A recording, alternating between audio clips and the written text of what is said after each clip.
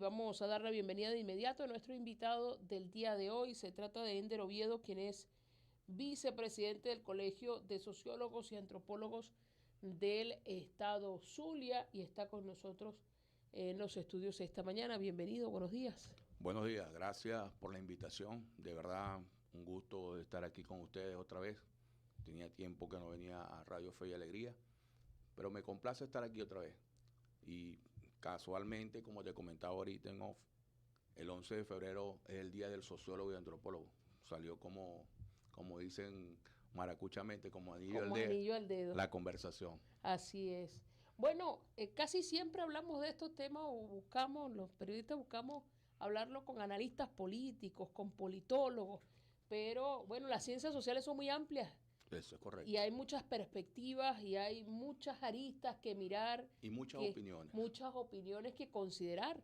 A la Eso es final lo que correcto. intentamos es que la audiencia tenga la mayor cantidad de elementos para hacer un discernimiento de la realidad Que haga su propio análisis. con la mayor cantidad de información que pueda, buena información en lo posible, y pueda ir asumiendo sus posturas. Hay un hecho que no pasa desapercibido desde hace mucho tiempo, desde que ocurrió, y que tiene versiones, y que tiene opiniones, y que Mucho, tiene mucho. análisis. 4 de febrero, domingo, se cumplían 32 años, que se dan un contexto de país. Hoy es otra Venezuela, distinta a la de aquel día. ¿Qué habría que destacar como impacto sociológico, Social. antropológico de ese hecho en nuestra historia contemporánea? Mira, es un tema bastante, como tú dices, muy complejo, porque algunos lo ven como cívico-militar, otros lo ven golpe de Estado. Para mi concepto fue un golpe de Estado fallido en ese momento, para mí.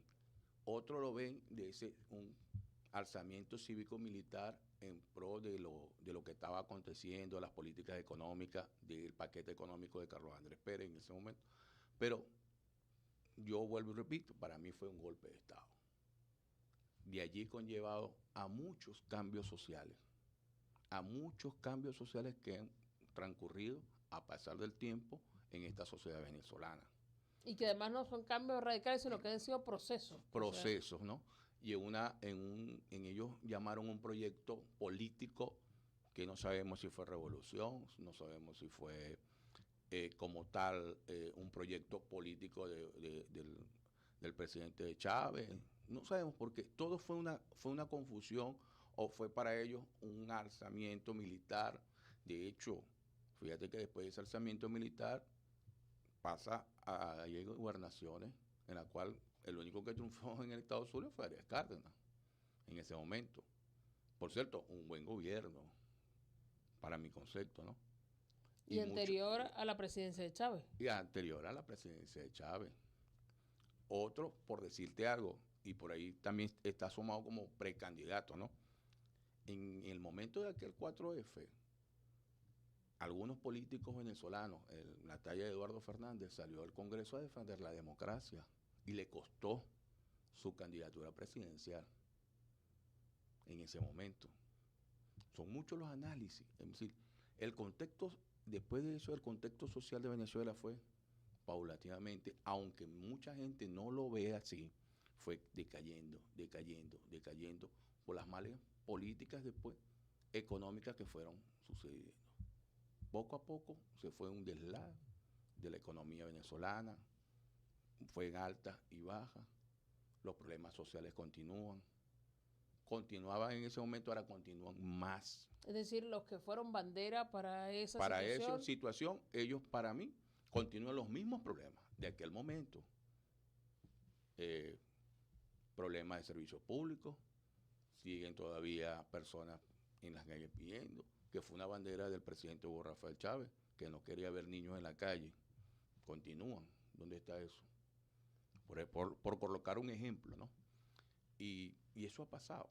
En Venezuela ha pasado varias consternaciones en las cuales nosotros como sociólogos y antropólogos somos los llamados a hacer análisis.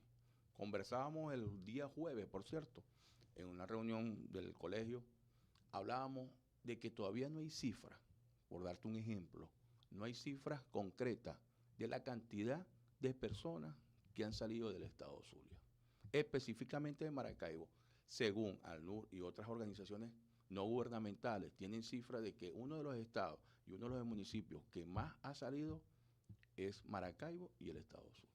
Pero nos decían algunos representantes de organizaciones no gubernamentales en Panamá que en los registros que ellos tenían de atención, específicamente estamos hablando del servicio jesuita a migrantes, que allá lo lleva Fe y Alegría, Panamá, decía, de la atención que hemos hecho a migrantes, la mayoría son venezolanos, y de los venezolanos la mayoría son del Zulia. Del Zulia y de Maracaibo. En el segundo lugar aparece Carabobo. Exactamente. En el segundo lugar aparece Carabobo. De los registros que apenas llevan algunas organizaciones no gubernamentales. Y yo comento esto porque esto ha sido consecuencia de ese 4F. ¿Cómo está vinculado? Porque estamos hablando 32 años después de una diáspora, bueno, sin precedentes en el país. Que no solamente después de ese 4F hubo diáspora. Pero no sabemos las estadísticas. No eran escandalosas. No eran escandalosas, pero fueron allí, conllevando a mucha gente a irse, a decir, bueno, aquí todo se terminó, no hay nada que hacer, vamos a ir saliendo. Y al lado de eso, también tenemos que decir que también hay diáspora a los municipios capitales. Es decir, que hay movimientos internos. Internos, claro que sí, movimientos internos. Tú vas al sur del lago de Maracaibo, costa oriental, y parece que ahora ha pasado un tsunami. Es más, de Santa Rita para allá, el municipio de Santa Rita para allá, para el sur del costa oriental del lago, parece que ahora ha pasado un tsunami. La gente se ha ido. ¿Y por qué? Porque la gente dice, yo prefiero salir de mi país a buscar una mejor calidad de vida, a buscar estabilidad económica y social, mejores servicios públicos. Eso ha conllevado a esto de todo lo que hemos estado viviendo.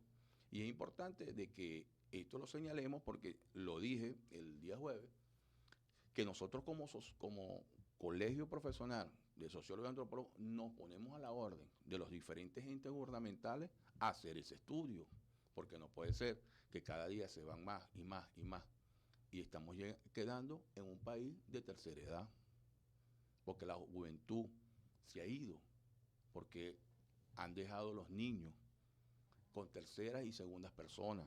Tú vas a cualquier parroquia de Maracaibo, específicamente del oeste, y eso está pasando. Mira, hay niños que se quedan con vecinos, hay niños que se quedan con abuela, o con abuelo, o con tío. ¿Y qué va a pasar con esos niños? Pregunto. ¿Cómo llegamos aquí? ¿Qué nos pasó en estos 30 años? Es decir, cómo la bandera que se convirtió después en promesa no se ha concretado en planes y en políticas que realmente atiendan siempre yo he dicho, estas situaciones. Siempre yo he dicho que ha habido planes y proyectos de la nación, pero no se han cumplido a su cabalidad. Y por eso es que está pasando lo que nosotros estamos viviendo. Mira, cada día los servicios públicos cada día están peores. Por darte un ejemplo, el tema del agua, mira, muchas cosas. Nos ponemos a hablar, yo creo que duramos un día completo hablando de muchas de las cosas que están pasando, pero eso ha conllevado a que esta realidad social, política y económica esté atravesando lo que estamos viviendo. Por la falta de planificación social, a buenas políticas económicas que deberíamos tener, pero eso no pasó. ¿Qué elementos faltan? ¿Qué cosas no se han mirado en estos años que no nos permiten tener un éxito contundente, real, que tenga incidencia en nuestra forma de ser y de atender nuestras problemáticas sociales? Mira, lo conversábamos ahorita, planes y proyectos hay muchos, pero seguimos dependiendo de qué. Falta de gobernabilidad, falta de que lo que hay debemos mejorarlo. Porque no puede ser, por darte un ejemplo, de que construyamos más hospitales, pudiendo recuperar lo que tenemos. Se han gastado mucho dinero en unas cosas las cuales no tienen sentido.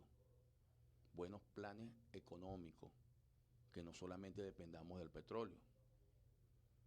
Conversábamos ahorita en off el tema de la ley de designaciones especiales, la descentralización, que en aquel momento cuando eso fue bueno. Que también fue una respuesta de Fue una algún respuesta modo inmediata a todo lo que a pasó con el todo, Caracas. exactamente, y fue una respuesta a los municipios y a los estados. Aquí había competencia entre el gobernador Rosales y el alcalde Giancarlo Di Martino en ese tiempo. Quien hacía más obras, quien asfaltaba más calles, quien sustituía casas, servicios públicos. ¿Qué pasó con eso? Volvimos a un retroceso de hace muchos tiempos atrás. Volvimos a depender de Caracas, volvimos a depender de la presidencia de la República. Y nosotros preguntamos, ¿nosotros tenemos que volver atrás o seguir adelante como veníamos? Entonces, las políticas públicas existen, los proyectos existen, pero ¿por qué no se ejecutan? El plan, tantos planes, porque los planes están, tantos programas, porque los programas sociales siempre han existido, con distintos nombres. Porque yo recuerdo cuando estaba niño, Acude, por decirte algo, y fíjate, Misión Riva. Entonces, todos esos planes y proyectos y programas sociales, los cuales están, nosotros tenemos que ver cómo hacer, mejorarlo. Y yo ahí digo también que en muchas políticas públicas y sociales de diferentes, tanto gobernaciones, alcaldías, nosotros como gremio de sociólogos y antropólogos somos los que deberíamos estar allí. Y no somos utilizados para eso. ¿Haciendo qué? Fíjate que nosotros somos los que nos podemos hacer planes y proyectos e investigaciones de la realidad social y no somos llamados. Para saber dónde aplica uno. Dónde aplica uno y dónde no debemos aplicar un proyecto específico en tal situación. Fíjate que a veces nosotros somos apartados por otras profesiones, claro, respetando las otras profesiones, ingenieros, abogados, contadores, politólogos, pero nosotros como tal, los sociólogos como tal, hemos sido apartados. ¿Cómo es posible que existen en gobernaciones y alcaldías del municipio directores de desarrollo social y no sean sociólogos? Muy pocos sociólogos hay, se han ido del país, y antropólogos también, somos muy pocos. Nosotros inscritos en el colegio tal, tenemos como 900 y pico personas, casi 1000, de la cantidad que nosotros tenemos. Y mucha gente que se ha ido del país. Pero volvemos al tema. ¿Por qué nosotros no estamos donde deberíamos estar? ¿Qué está pasando? Todos esos estudios nosotros tenemos que hacerlo y estamos llamados a hacerlo. Y nos ponemos, siempre lo he dicho, nos ponemos a la orden de los estados, de los municipios, del gobierno nacional, del gobierno, de todos los gobiernos, a la orden, para nosotros llevar y a planificar, ejecutar proyectos, planes y proyectos adecuados a la realidad social, porque nosotros somos los que conocemos la realidad social. Vamos al campo, vamos a las parroquias, vamos a los municipios, vamos a los sectores, a los barrios, a conocer, a palpar la realidad. Aquí hay muchos sociólogos que están en la parte de diferentes áreas, tanto del gobierno municipal, pero no de direcciones, solamente cargos medio abajo. Ahora, ¿esto qué implicaciones tiene luego en nuestra forma de ser y hacer? Somos las sociedades las que condicionamos y tenemos esto como producto de nuestra propia aspiración, de nuestros propios controles, de lo que por ahí dicen cada pueblo tiene el gobierno que se merece. ¿O es al revés? Son las políticas y la planificación que se hace desde el Estado lo que termina condicionando la sociedad. ¿Cómo es ese binomio? Mira, yo creo que la sociedad más bien está muy apática de lo que tiene que ver con el gobierno. Y yo siempre he dicho, ¿por qué la apatía? Nosotros como sociedad tenemos que despertar. Nosotros como sociedad debemos de involucrarnos al tema político, al tema social. No dejarle todo a los partidos políticos y no dejarle todo a los entes gubernamentales. Eso tenemos que volver a rescatarlo. Porque hace tiempo, yo cuando estaba estudiando en la universidad, yo decía, mucha gente me decía, la política, ¿qué es eso? ¿Para qué sirve?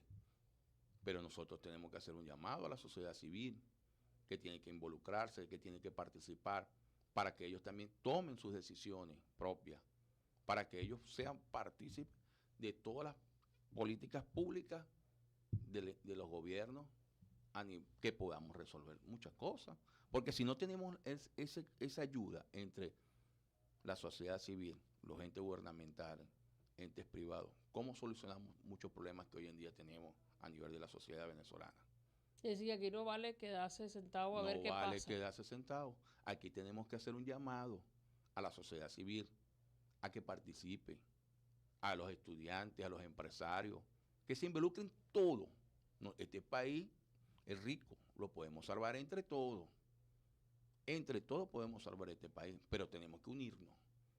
Todos, independientemente del color partidista que cada uno de nosotros tengamos, porque siento que la responsabilidad es de todos, no es de una sola persona, ni de dos, ni de tres. Si nosotros participamos y podemos decir, vamos, este país lo sacamos adelante. Le echamos muchas ganas para sacar este país, pero todo es con planificación, con investigación exacta, porque no puede ser que tú vayas a hacer unas casas, no sé, en un sitio donde en verdad no necesitemos casa, habiendo sectores que necesitamos casa. Es decir, que no se trata solamente de hacer, sino de No hacer es donde hay que hacer. Donde hay que hacer, donde las necesiten. Fíjate que aquí hay como hablamos hace rato, hay un éxodo de gente hacia la capital, que tú estás aquí en el centro de la ciudad y tú los ves. El caso de los yupas, el caso de muchas personas que se han movido, trasladado de otros municipios a la capital. Y cabe preguntarse por qué. ¿Por qué? En vez de condenarlo. En vez de condenarlo y decir por qué. ¿Por qué ese movimiento? Porque quieren ver que la ciudad como tal, la capital, que es Maracaibo en este caso, quieren ver si consiguen trabajo, si consiguen mejor calidad de vida, lo que no consiguen en su lugar. Tú vas a los municipios foráneos, en el caso de La Guajira, tú conoces La Guajira, ¿qué ha pasado allí? Fíjate que también conversamos casualmente el jueves, que la etnia guayú también ha ido para los Estados Unidos. Y hay una transformación allí de cultura. Y fíjate que el TikTok, los TikTok lo están sacando. Y hay mucha gente que, bueno, ¿y esto qué está pasando? ¿Entiendes? Entonces, todo esto es análisis para poder nosotros decir en qué nosotros fallamos y qué podemos corregir. Porque es la única manera que nosotros, venezolanos, podamos salir adelante. Y bueno, te repito, aquí no es una sola persona, aquí tenemos que unirnos todos. Y yo creo en mi país, yo creo en mi estado y en mi municipio, y seguiré aquí, luchando y hablando lo que tengamos que hablar. Como decía como dice un amigo mío, caiga quien caiga.